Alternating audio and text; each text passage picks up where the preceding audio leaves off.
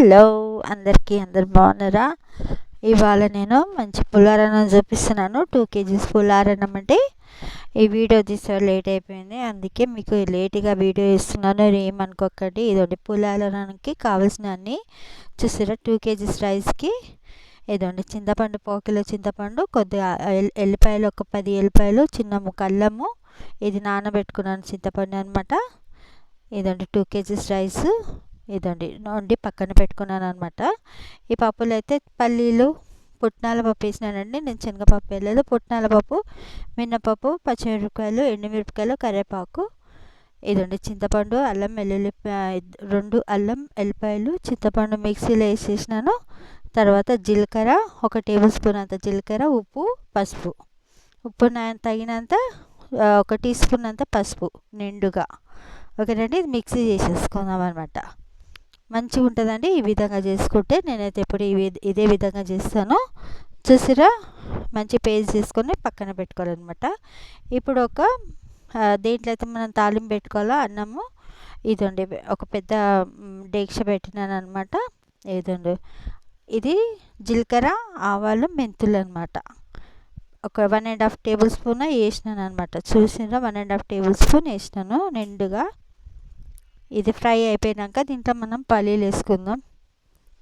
పల్లీలు వేసేసుకొని ఏదండి పల్లీలు కూడా ఫ్రై అయిపోయాక పప్పులన్నీ కూడా వేసేసుకోవాలండి. అంతే, సేమ్ ప్రాసెస్ అండి. ఏమంటే నేను చింతపండు, ఇంకా పల్లీలు, జీలకర్ర, పసుపు అవి గ్రైండ్ చేసుకున్నాను అనమాట. ఇదండి ఈ విధంగా మంచిగా ఫ్రై చేసేసుకోవాలా. చూసారా, మంచిగా ఆయిల్ వేసేసుకోవాలండి. ఆయిల్ మంచిగా ఉండాలండి. ఆయిల్ తక్కువ వేసుకోవద్దు. మంచిగా నిండుగా ఆయిల్ వేసేసుకోవాలి. ఆ పప్పులన్నీ ఫ్రై అయిపోయాక ఎల్లిపాయలు, కరివేపాకు, ఇంకా పచ్చిమిరపకాయలు వేసుకోవాలన్నమాట. చూసిరా, ఈ విధంగా అవి మంచిగా ఫ్రై అయిపోయాక ఈ చింతపండు, జీలకర్ర, అల్లం, ఎల్లిపాయలు, పసుపు, ఉప్పు పేస్ట్ వేసేసుకోవాలన్నమాట. ఇంకా బెల్లం ముక్క అండి.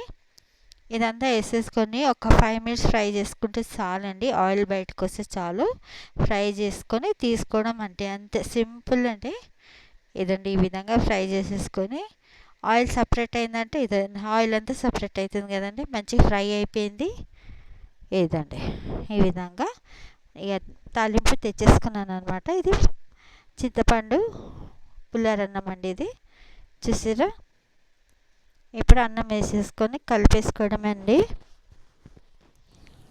చూసారా, ఎంత మంచిగా ఈక్వల్గా అన్నం కొంచెం కొంచెం అన్నం వేసేసుకుంటా మొత్తం అన్నం అంతా కలిపేసుకోవడమే.